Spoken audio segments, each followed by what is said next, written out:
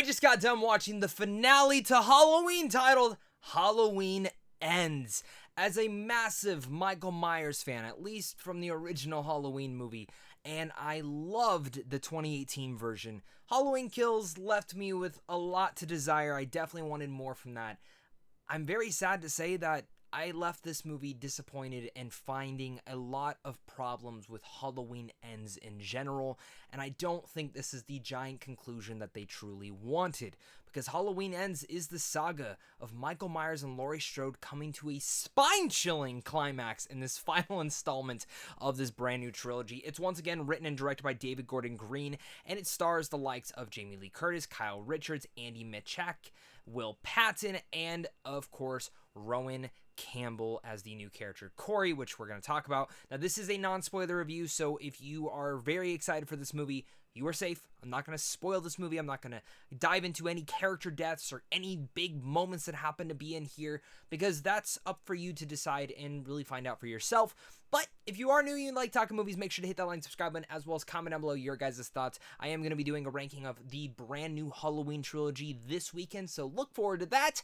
But with that said, Halloween Ends. I was very looking forward to this movie, even though I was disappointed with Halloween Kills. And I say that because Halloween Kills was an awesome, badass time, but I wanted more from the story itself. I left a lot to be desired in the movie, like I mentioned, because I came off 2018's Halloween and I was absolutely in love. I know it's not a perfect movie, but it really felt like a return to form for this franchise, and it was a lot of fun. And I'll find myself, Halloween Kills had some cool, awesome, badass kills and moments. And that's exactly what it was. But the story there was god-awful. Halloween Ends, I was hoping, was going to be a little bit different. The directors, the writers, everyone really talked about this. This is going to be a different type of movie. And for the most part, what I will say is the concept and the idea here, I loved the idea and concept they had for a Halloween movie. But the question is, was it executed correctly? And for everything that I loved, there was something absolutely hurting the movie. Stabbing it, twisting into it, and gutting it, to the point where it really felt that this movie was lacking the spirit of the last two. And in a way, it feels like they just made this movie because they had announced a trilogy and that they left on a giant cliffhanger in 2, so they had to come up and finish out in 3.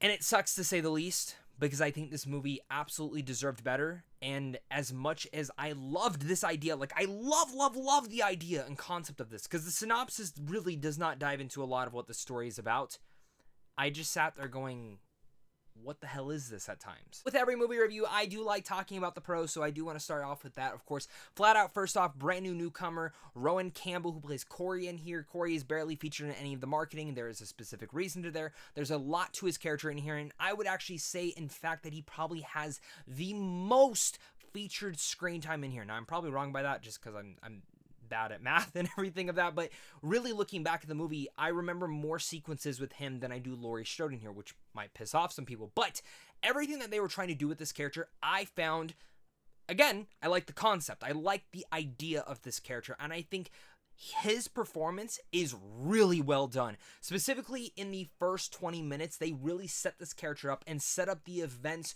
for where this character is going to go down and how it intertwines into the Strode's family line and lineage and everything that happens to do with Michael Myers and the town of Haddonfield, and I really like that. And I mentioned the first 20 minutes. The first 20 minutes, like the opening scene for this movie, is really well executed, and when I saw that, I was like, where's all the bad reactions from this movie coming? Like, I love this opening. And we'll talk about where all those bad reactions definitely came from, but I really loved his performance. Jamie Lee Curtis is awesome as Laurie Strode. She is truly one of the best final girls that we've ever seen in Halloween movies and just in general horror films. And I think for me here, her performance is great. It's been great throughout this brand new trilogy, and I was happy to get more of her in here. Andy Mitchak, I like. This is easily the least that I've liked Allison on, I'll be honest. I still think she was fantastic in the last 2 movies. This is the one that kind of started to lose me a little bit with her character. And the rest of the cast is good. They're fine. The other thing I want to give a shout out to is the score. The score is always great for these Halloween movies, specifically this Halloween trilogy. I think it brings a lot of nostalgia, of course, to the original. The cinematography as well is pretty damn good, and there's some nice thematics and moments that kind of harken back to the original Halloween movie, which I was like, all right, that's cool to have those moments in there. We talk about the kills, which I'm going to be a little bit mixed on. There is one in particular where I was like, that's an awesome kill. It happens to do, and I'll just say, with a tongue.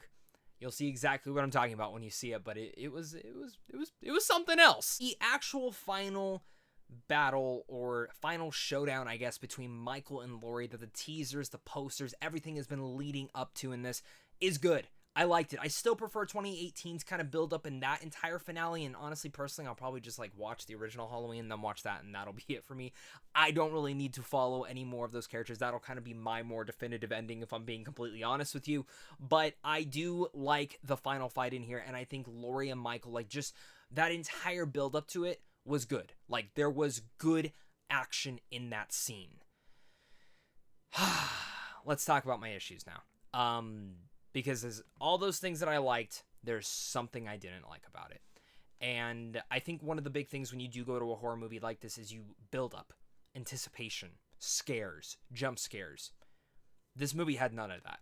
I really did not feel any sort of tension in many different scenes. It felt like every scene was just rushed and ramified through, and there's, again, no tension or build up for every scene. I knew exactly what was going to happen. And again, I felt that in the previous ones, but at least the kills were unexpected. At least this certain element was unexpected, or this other thing over here. But within Halloween Ends, there's no build up to that. Every kill just kind of happens. Every kind of moment just happens.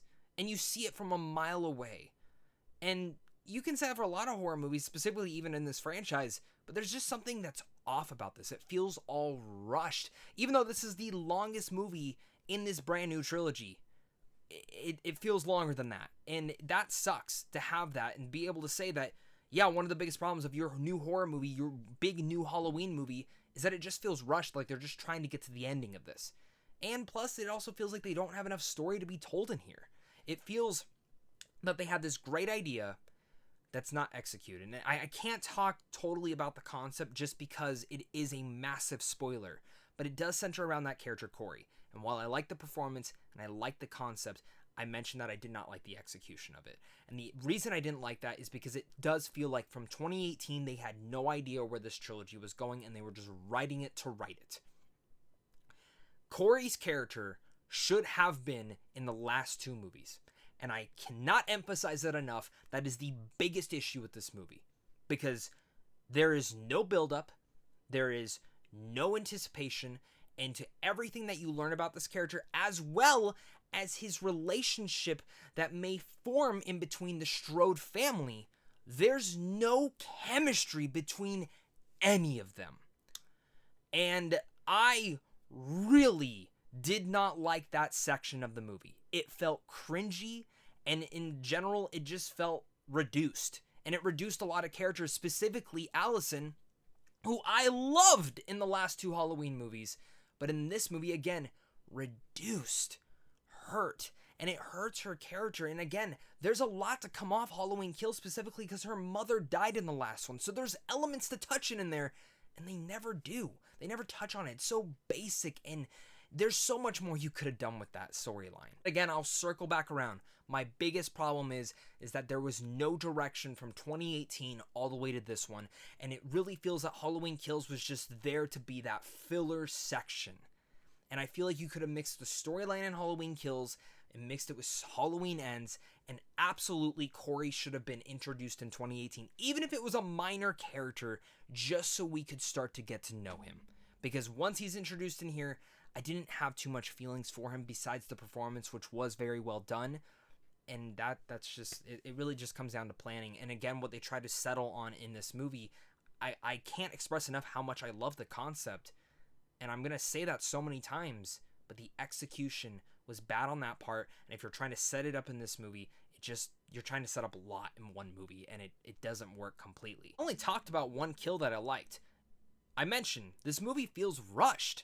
And the reason I say that as well is because a lot of the kills they kind of pull away from, which is kind of shocking because Halloween Kills almost showed every single stab, gutted, decapitation, all sorts of things like that. And I'm like, why are you not showing this in the epic big conclusion to this brand new Halloween franchise? It's baffling to me. It's truly baffling. I think that's where it just leaves me with this word of saying disappointed.